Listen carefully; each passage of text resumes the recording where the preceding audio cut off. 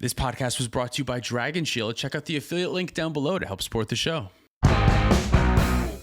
Well, welcome to another episode of the Play to Win podcast. I'm Cam. I'm Dylan. And this week, we actually have a couple different things we're going to be talking about. Our main topic today is going to be talking about the best Stax commanders in cEDH. We're going to give them rankings, and we're going to figure out which ones are the best based on the rankings that we give them. I love it. I love Stax pieces, and I love ranking stuff. Great. I'm excited. I love that we are getting two of your loves together for this. I am enthusiastic. This is enthusiasm.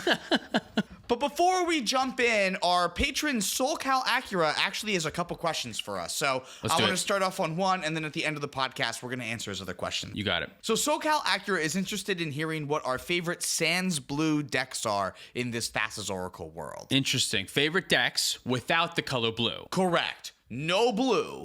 All right, great. Now that we understand what the word Sans means, for me right now, I'm going to have to go TYMNA Jessica because that's the only Sans Blue deck that I'm playing right now. I've been liking it a lot. I love reanimating stuff. I love what Marduk's trying to do right now. Mardu Summer Baby, let's go. The deck has some issues, doesn't interact super well, and that can be a little bit...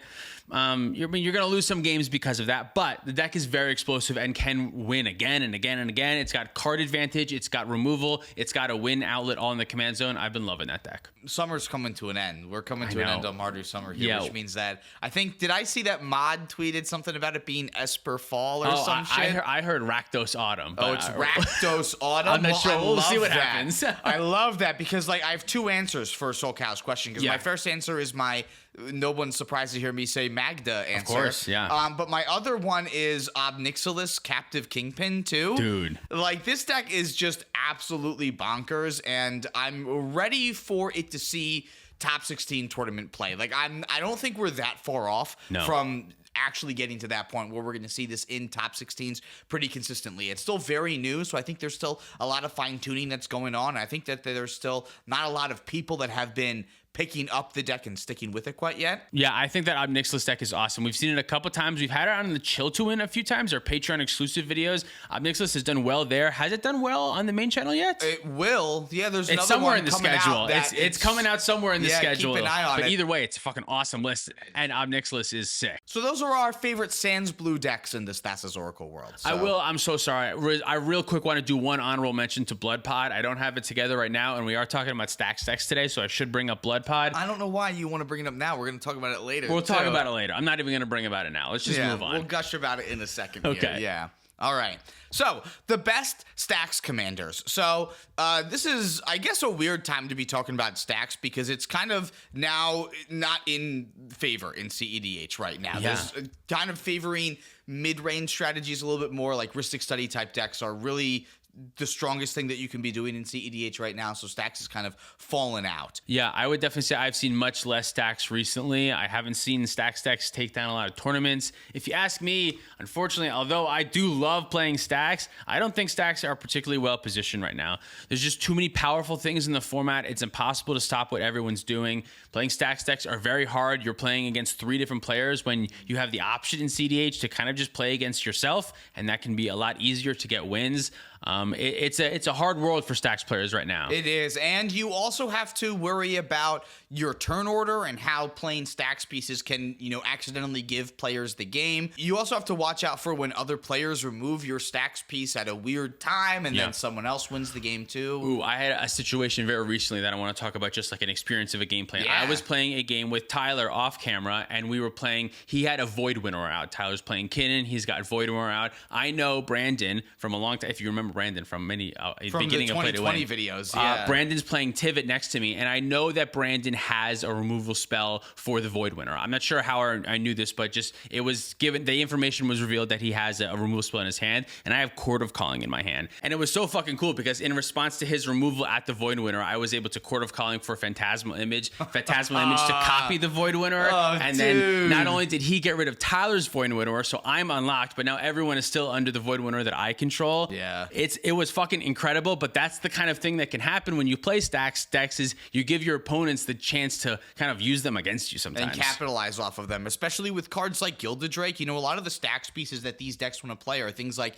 Drenith Magistrate and Opposition Agent, things that shut off your opponents but don't shut you off. Yeah. So when that just gets completely Uno reverse carded on you, it can be like devastating. 100%, right? Yeah. I feel like I lose the game then. So right. But that being said, Stax is still a very viable strategy and a very powerful thing that you can be doing in cEDH. If you are in pods that specifically try to go very fast, love casting more than one spell in a turn, and generally are trying to have fun at all, any of these Stax decks we're going to talk about today are great things that you can do to kind of slow the game down and play a little bit more fairly in cEDH.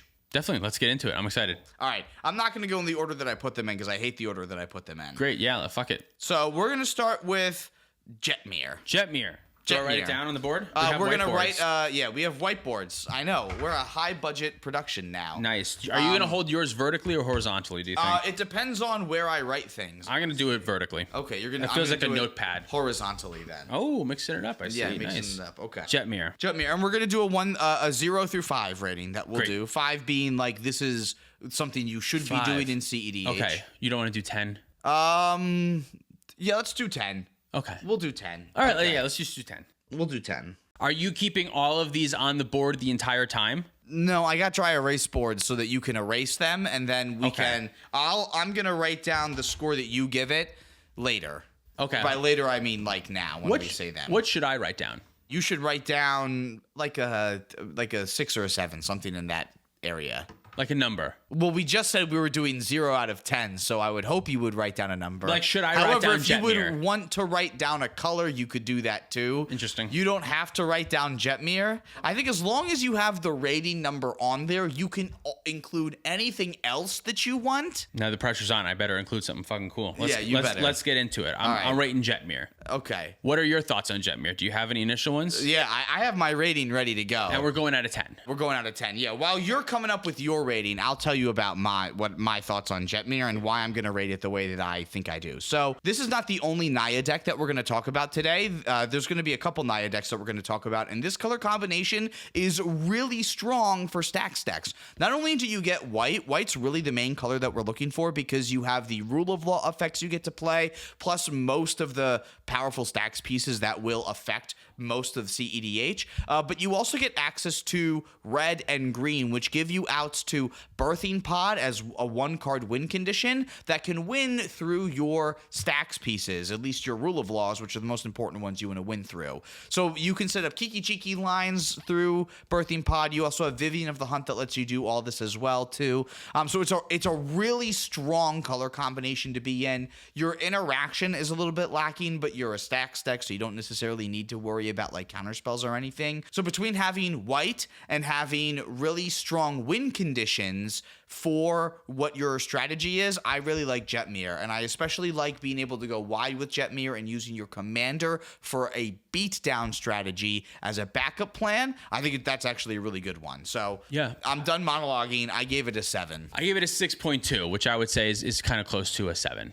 I think so too, yeah. I think somewhere between a 6 or a 7 is where I feel comfortable with JETMIR. I like that JETMIR puts a lot of pressure on the table without actually putting counterable threats on the table. By that, I mean it's going to put ways that'll slowly win the game onto the table, but won't win quickly, so you can't waste your interaction on this stuff just yet because it's not a win just yet, but JETMIR wins slowly. The reason why JETMIR I don't think is better is JETMIR can't create from nothing. Without other stuff going on, JETMIR doesn't really do anything, whereas some other Stax commanders can kind of create from nothing, if that makes sense. Yeah, I think that's a really good way to put it. JETMIR has no way for you to draw more cards in your command zone. All it can do is kill your opponents. Right. And it's really good at that, but it's not good at getting you back from behind. So when the board wraths happen and you get really set back, that's it. Yeah, what happens when Toxic Deluge comes? You just scoop That's them the up. thing. Yeah, you have to get lucky with some of your draws. So that will total JETMIR's score at 13.2. Great. We're going to move on to one that we haven't talked about in a long time, Dylan. Ooh, okay.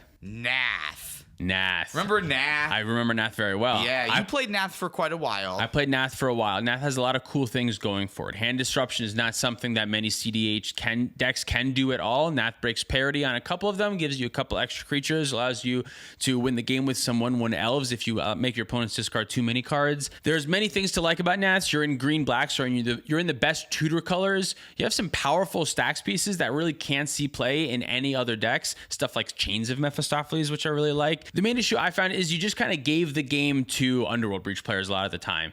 A lot of time they could hold on to find their Underworld Breach, discard some other cards, or if it was target removal, eventually they would find Savine's Reclamation or something, and after you help fill their graveyard, they would be able to get rid of the one Stax piece that was stopping them and go from there. Remember the time I did the opposite and I peered and then couldn't win the game, and then I discarded all those cards and gave you all those 1/1s and just handed it to you? Sometimes that happens too. NATH was very good at punishing players for making a mistake. If you slipped up once, NATH could really capitalize on that, but I found that the clock wasn't fast enough. I couldn't get my opponents dead quick enough most of the time. Yeah, so I'm giving NATH a 3. Ooh. And the reason why I'm going so low is honestly because of the color combination. Yeah. I've played green-black Stax decks before, and they've been arguably worse than NATH, I will say, because at least NATH has a lot of synergy with hand disruption, so you can play into that.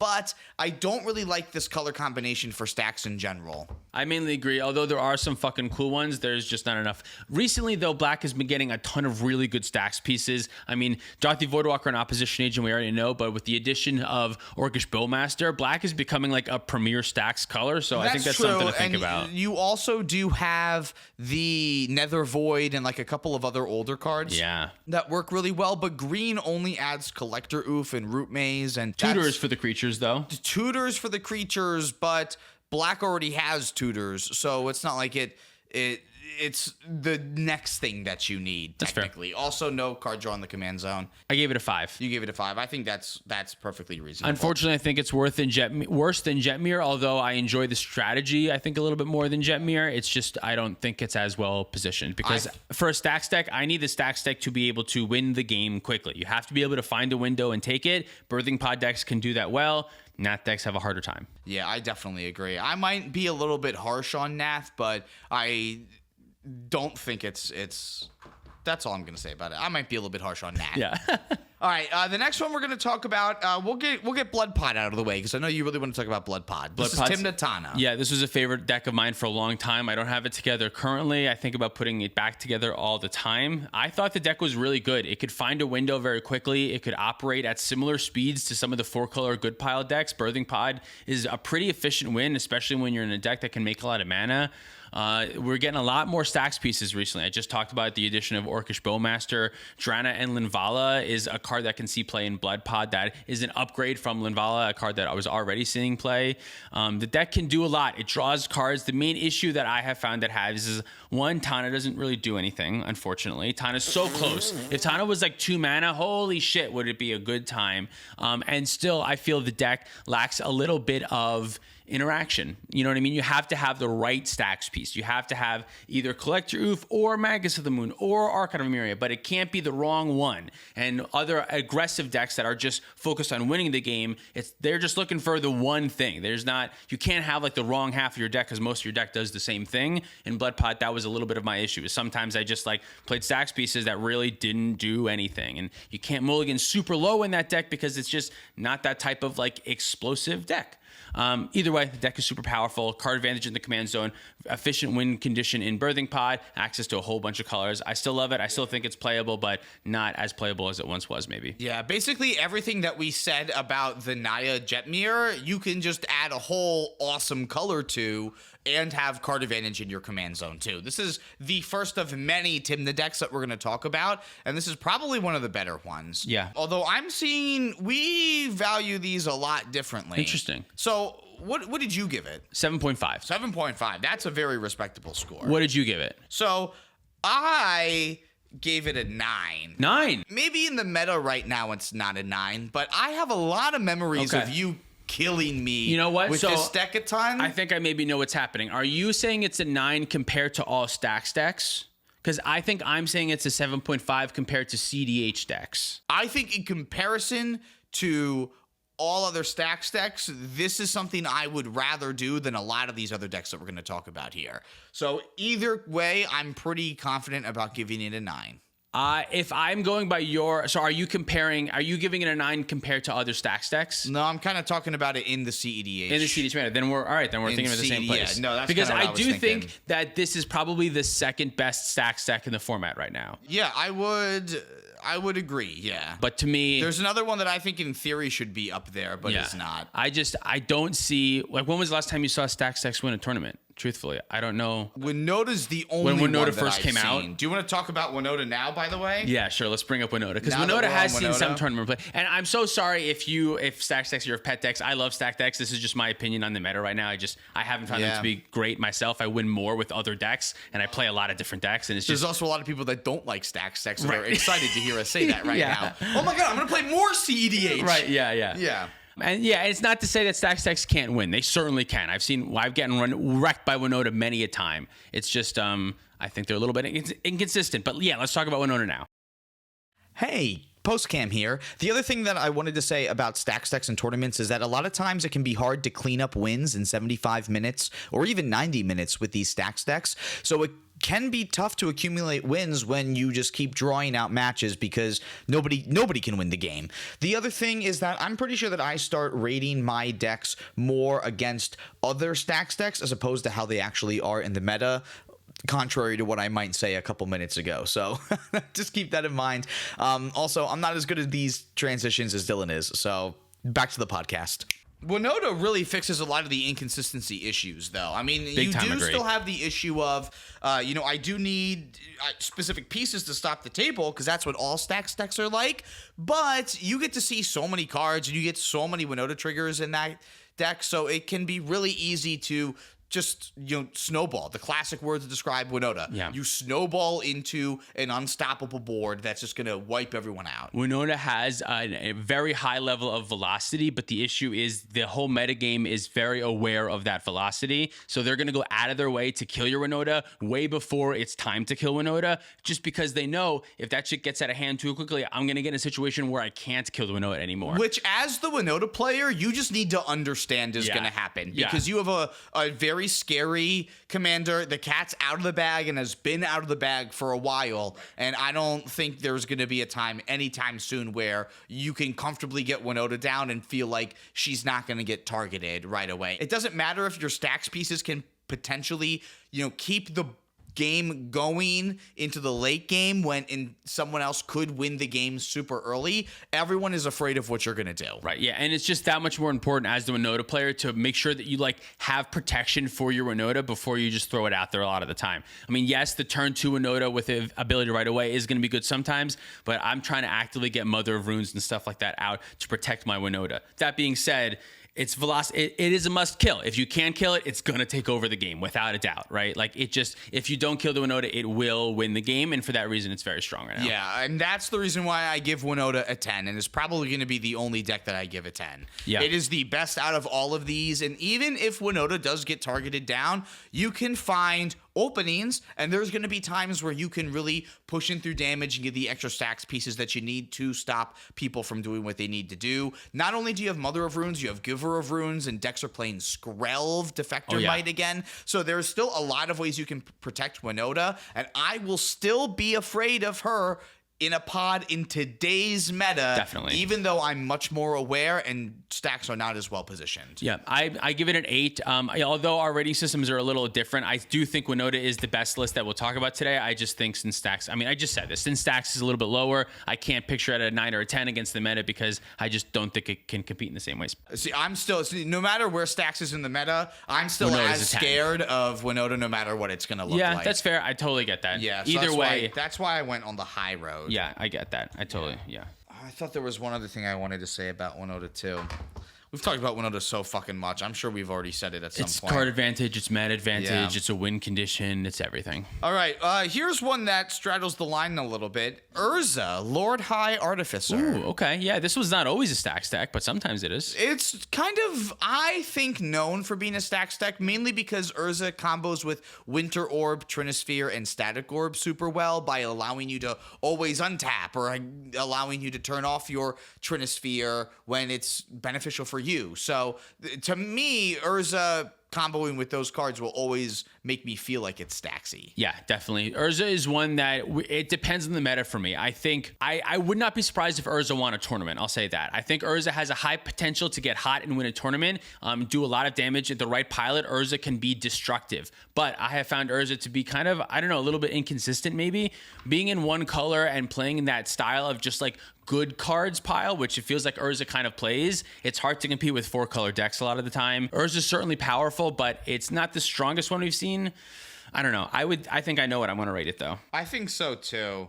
And I definitely agree. It's not the strongest. It's my favorite of the mono blue decks. And you can now polymorph or not polymorph. I don't know what one's the correct one to do anymore. I think people go back and forth. I've seen lately off polymorph. I don't like polymorphing anymore. So. Yeah, there's just a lot of there's good blue creatures. They keep on printing good creatures. What'd you give them? 7. I gave him a 6. Yeah, okay. Yeah. I give it 7. I think it is worse than Bloodpod and WINOTA, but it's very close to Bloodpod. I think it's in the same ballpark.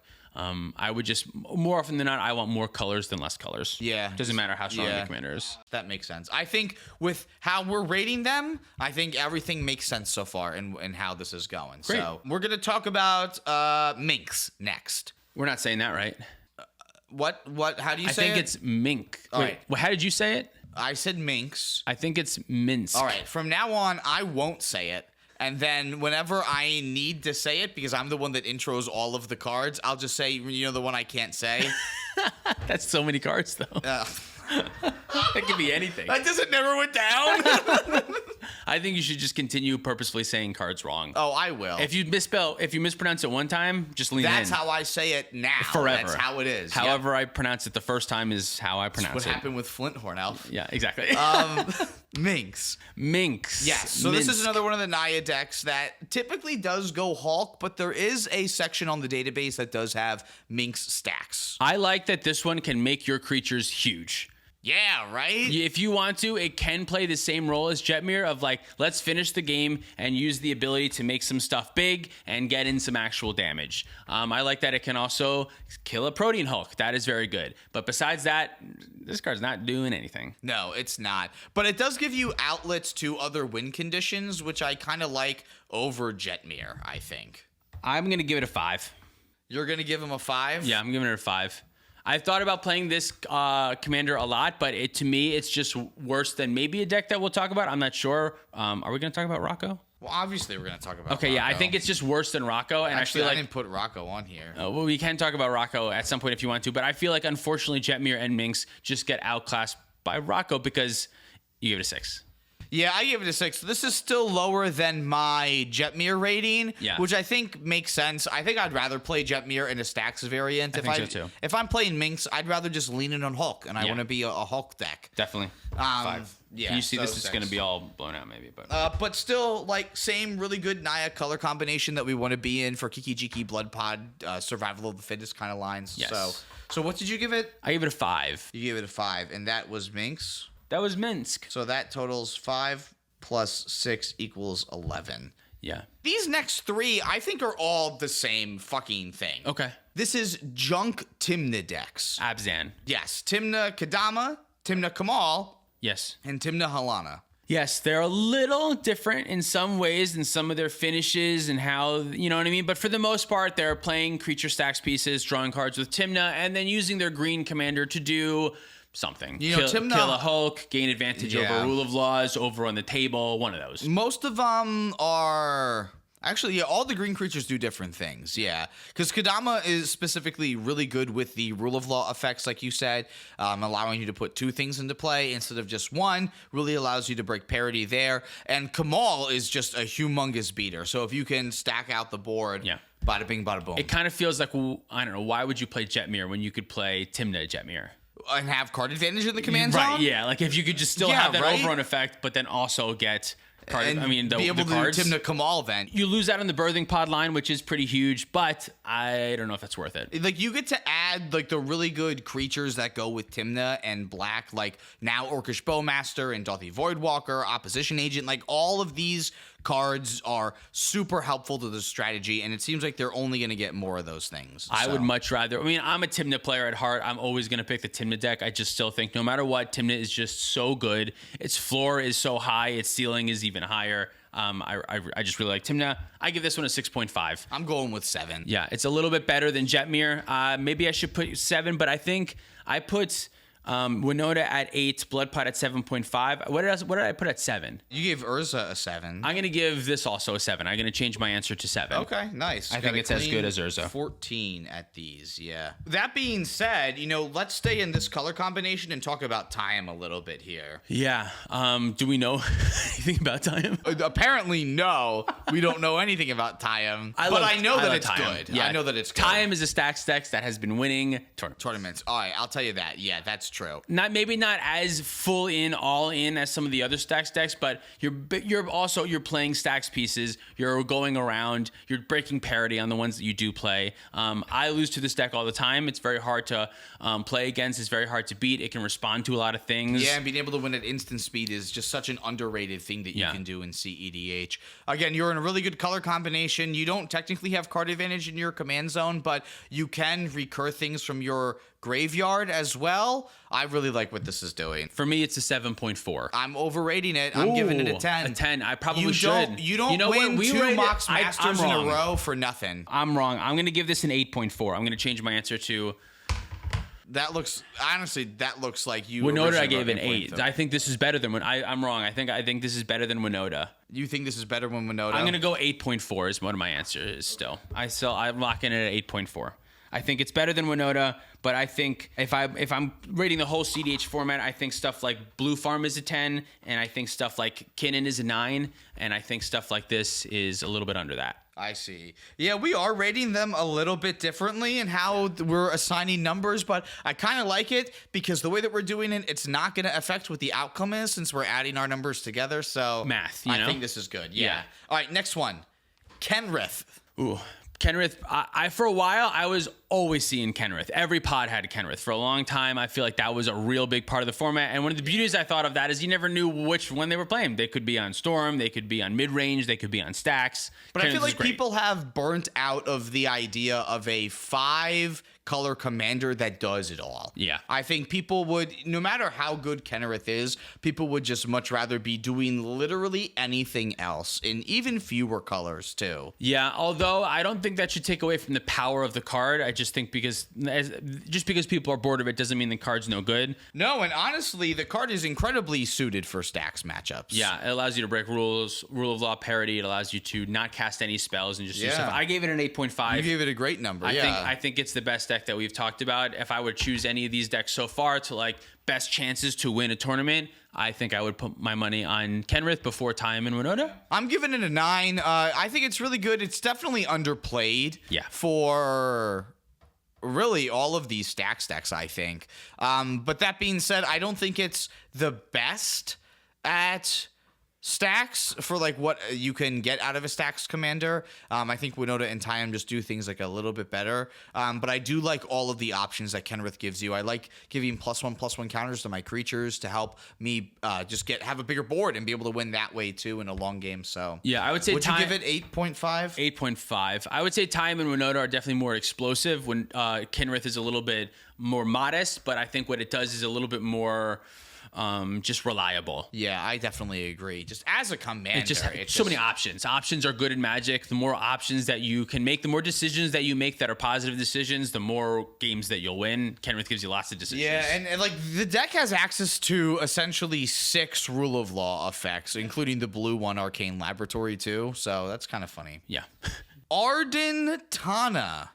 We're back in Naya. Yeah, thank you. Oh my god. This is a deck that plays Godo as a win condition, right? And then just like stacks pieces around that. And you get to play a bunch of cool equipments because ARDENN lets you do things like equip your opponent's creatures with Arden's ability so that your Skull Clamps can like kill their things, and then you still get to draw 2 cards. That's busted. That's pretty good. Arden can do some unique things, I think. I wouldn't reach for it before some of the other Naya options. It's very uniquely powerful. You'll get a couple of wins because people might not be sure what you're doing, but having Tana and then another commander that doesn't draw you cards or do anything besides, I mean, it makes your win easier, and it allows you to get some favorable interaction with a couple key pieces, but it doesn't, in my opinion, it doesn't like break the game. So it's mana advantage is what Arden does. Like, so outside of that little cute interaction with Skull Clamp, it's just mana advantage. It lets you put your JIT on a creature. It lets you put some sort of something and something on something. But at the cost of, you have to play those cards in your deck now for this commander to be good, and it doesn't provide you any other advantage. So I might even be generous by giving this deck a 4. I wonder if the glare has allowed people to even see what the fuck I'm writing on this board. I think they're just looking at a white rectangle. I also gave it a 4. That would be so fucking hilarious. I'll have to go and post and put all these fucking numbers in. I gave it a 4 too. I haven't seen this deck do a ton. Maybe I'm wrong. There's certainly some pilots that can shred it up with this deck, but I've not seen this one do a lot. I have seen Arden at least kind of succeed in other color combinations, but I feel like not having a card draw option, like the Jeskai versions for Arden are like Arden Crom. Yeah. Like, I feel like that just gives me a little bit more confidence in what I'm doing. Otherwise, I feel a little bit less excited about that. I agree. Heliod Suncrowned, very famous for comboing with Walking Ballista, which is a very important thing to have, a technically 1-card win condition. But you're in mono white, which is the color that you want to be in. Tell me about your thoughts again, because I know you've said a couple times now mono white Stax weaknesses. So tell me a little bit about that. Mono Stax, what? I've talked about Mono Stax. What? Yeah. Oh, I mean, the fact that Heliod works against his own things. Like the main Stax pieces that are really good in Heliod, Walking Ballista does not work really well with. Stuff like Curse Totem, stuff that shuts off activated abilities of creatures, stuff that shuts off activated abilities of artifacts, all that. It kind of is hard for Heliod to gain advantage over there. I gave it a 6.9. I still think the card's really good. It has an efficient win con, and it has a lot of other Stax pieces that it can play really well.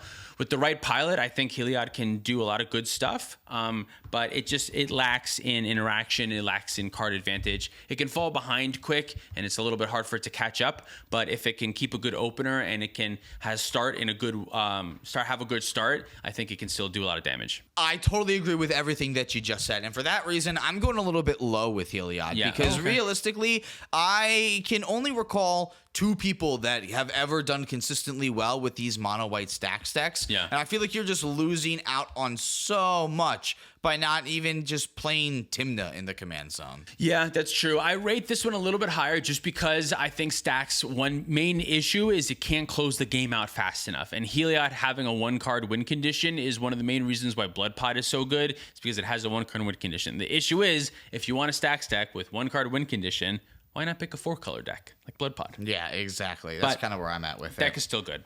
Let's move on. All right, Magda is the next one we're going to talk about. Oh, yeah, Magda can kind of be a Stax deck. I'm especially putting this on here because Magda has, a lot of the Magda list have been swaying more towards Stax. Yeah. And even cutting some of like the rituals, which I'm finding is something that is becoming much more popular too. Yeah, I think Magda is a real deck. I don't know if that's just because that one time we went to the tournament and you won like 9 games in a row. I don't remember what it was. It was something ridiculous. I had a nutty, you just nutty like couldn't weekend lose with that. win. Yeah. And everyone's like, oh yeah, everyone doesn't. They underestimate Magda. I'm like, no, I am overestimating it. I'm killing it all the time, and Cameron is still winning with this fucking deck. It does so many things, and there's so much you can do. And apparently, I'm even playing some like outdated versions of win conditions too in these lists. And like, there's even more optimal stuff I can be doing, which I'm so excited to update my list and do. So there's awesome things you can do with Magda. We're agreeing 9s. 9 for me all around. I think this is the highest rating that I've given. I fear Magda about the same that I fear Kinnan. I can tell because I can't play Magda against your Jessica lists anymore because I'm going to kill it every time. Yeah. It's to me, it's the same as Kinnan. If I can kill it and if I don't have to go too far out of my way to do it, I'm going to try to get rid of it. That's the benefit of playing with like the same friends over the course of years is now we know what to look out for in each other. And now we know you can't let Kinnan live. Right. Don't let Kinnan live and try to counter something later. Just kill Kinnan now. Yeah, kill Kinnan. Kill Kinnan now.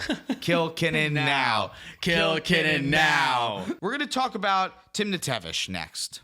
TYMNA Tevish. I haven't seen much of this one. I don't really see this one either, but it's on the database, so I figured we needed another deck to talk about. Right. Here we go. 2. Can't give it a 2. Yeah. Honestly, dude, I think I'm somewhere around there too. It's just it's not enough. I feel like I can't copy you, so I'm gonna give it a 2.5. Okay. Yeah. I don't love Orzhov as a color combination by itself. I don't think. Although TYMNA is great, I think it lacks a little bit. Yeah, that's just like purposefully shooting yourself in the foot. Yeah. And I don't know why you would do that. Aim up. I don't think the win conditions in Orzhov are particularly great. I'll say that. I don't really like a lot of the ways that you have to win. A lot of the animate dead combos I don't love. I just feel like there's not a lot of great stuff to be doing in Orzhov to win the game, and that's my big issue with Stax is you need to be able to win. You have to close the game out. You have to find the window and don't Stax the game till turn 15 and never do anything. And then at the last second, someone's like countercrypts and they win the game. That's just, it's not a good way to play. You have to Stax it out just long enough to find your window and win the game quickly. I don't know that I see that out of these decks. Yeah, I don't think so either. All right, we have one more deck that we're going to talk about here. I love it. Let's end on a high, or end on a high. Just give it to me. No, we're gonna end on JORN. And the reason why we're ending on JORN is because this is now like 3 or 4 podcasts in a row that JORN has come up. Really? Which is a record because nobody has ever talked about JORN 3 or 4 times ever. Yeah. I don't see a ton of this deck. I love what it does with some cards like Stasis. It breaks a couple of ones. Yeah. It breaks a couple of cards. I like that there's lands that you can play that it will also untap. I don't like that half of those lands come into play tapped if you're playing the duels, but I do like that like it is encouraging you to play a little bit more basics because your Snowcover Island and Snowcover Swamp can be untapped with JORN. I guess I don't want to be playing. I don't want to be altering my deck too negatively just to fit my commander in. I want my commander to enhance the good cards that I already want to be playing. And JORN doesn't really do a ton of that, but you kind of need it to so that Stasis works. Otherwise, you're not going to be able to. I give it a 3. Have it work. You're giving it a 3? Yeah, I gave it a 3. Does JORN play Thassa's Oracle Demonic Consultation? Yeah, probably. Because you're not playing Rule of Law or anything like that, so why wouldn't you? Yeah, you probably do. All right, I'm going to give it a 3.3 repeating is what I'm going to give it. Great. I love that. Yeah, that's a great one. Great. Can we talk about one more Stax deck that's in my mind? Yes, I would love to. Do you know what it's going to be? No, I don't. Yasharn. Oh my God! I should have guessed. The big pig. I want to talk about him just for a second. Yeah. I think what he does is really good. I love having a Stax piece in the command zone. I'm not sure that many of the commanders that we talked about today are actual Stax pieces themselves. A very few, if any of them are. Yasharn is an actual Stax piece itself. It shuts off a lot of Rakdos stuff. It shuts off a lot of land stuff. It gets you the mana back that you want to invest into it. It's a great Jeweled Lotus deck. I like a lot of what Yasharn's doing. One of the issues that it has, like a lot of these Stax decks, is how the fuck does it win the game? Yeah. I think it plays really well into like a go wide Elish Norn style of deck. Selesnya and green-white strategies are really good at that, but it does lack a little in closing speed. Some of its win conditions are just like soft locks, which doesn't quite do it, but it's a deck that I remember playing, I remember liking quite much, and I think about putting it back together a lot. I'm giving it a 5. I like the colors that it's in, but I don't like its win conditions like you said. You can't really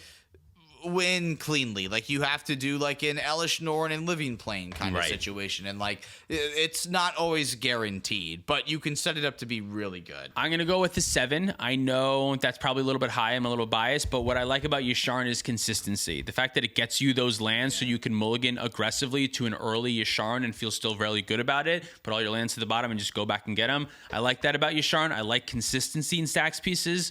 And Stax commanders. I like consistency in Stax commanders, and Yasharn has that. You know, you saying that we haven't talked about any cards that are Stax pieces reminded me that there is another one we didn't talk about. One more it's a honorable new mention. one. Let's go. Thalia and the GITROG monster. Ooh, a great one. This one actually I think is really good. Yeah. Non-basics coming into play tapped is hilariously and surprisingly heinous. Yes, if you get this out early and people kept 2 fetch land hands, they're not doing anything for a while. Oh, they can't do shit. Yeah, if it's extra devastating against fetch lands. It can help draw your cards, and it works really well with Hulk. Helps you get extra lands as well. To be honest, it kind of has everything. It is itself a Stax piece. It has card advantage because it says draw a card on it. It does. It works as a win condition because it can sacrifice your Hulk. I like this one a lot. I'm glad you brought it up. Yeah, me too. I'm going to give it an 8. Wow, we agree. Really? Finally on one of them, yeah. Nice. And I could be tempted to say I could understand this one being higher if more people start playing it and bringing it to more tournaments. I think I could see more out of this card. Yeah, I definitely agree. From what I've seen, it seems very powerful. It does things that you really want to do in cEDH,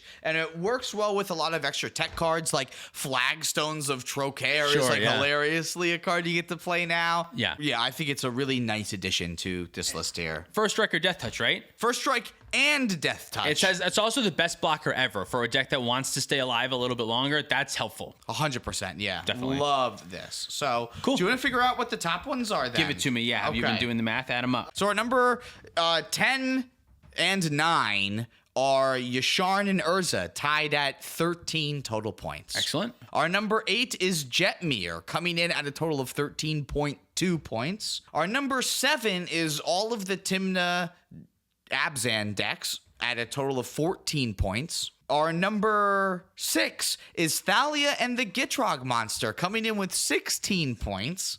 Our number 5 is TYMNA TANA Blood Pod, coming in with a total of 16.5 points. Our number 4 is KENRITH, coming in at 17.5 points. We have a tie for second and third place with both MAGDA and WINOTA with 18 points. And then our top Stax deck in cEDH is TYAM, coming in with a whopping 18.4 points. Yeah, I think I agree with this list. I think so too. Yet again, another flawless cEDH tier list coming at you from Play to Win. But that was our list. Does that match what your list is? If you rank these Stax commanders, how would you rank them? Let us know in the comments down below. So before we sign off real quick, I just want to bring up SoulCal's other question here. Oh, yeah. So SoulCal wanted to know what everyone's favorite things to do outside of MTG are. Oh, yeah, sure. Outside of Magic. Honestly, I don't really do a ton outside of Magic. I play Magic and I edit videos about Magic the Gathering. That's most of my social life. Outside of that, I would say I read Berserk a decent amount. I watch a couple of other animes like Dragon Ball Z. I listen to some heavy music. But besides that, not much. That's kind of my life. Yeah, I too am on an anime kick right now, so there's a couple different things that I'm watching there. I've been really into roller coasters this past year, and I'm sure I will be next year too. So I'm always trying to find ways to ride roller coasters. And that's video games. I guess that's pretty much it too. I love my PlayStation.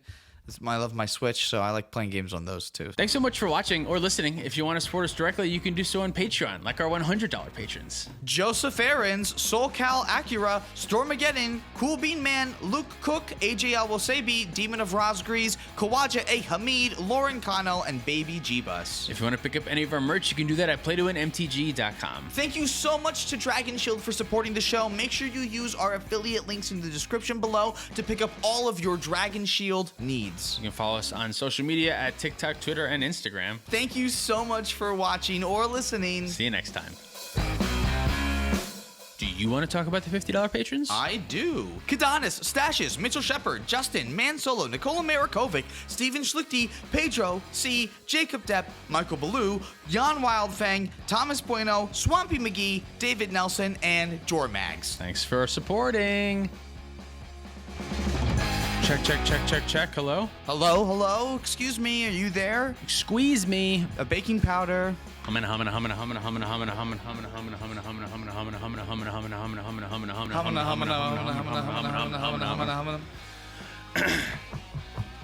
Who's there?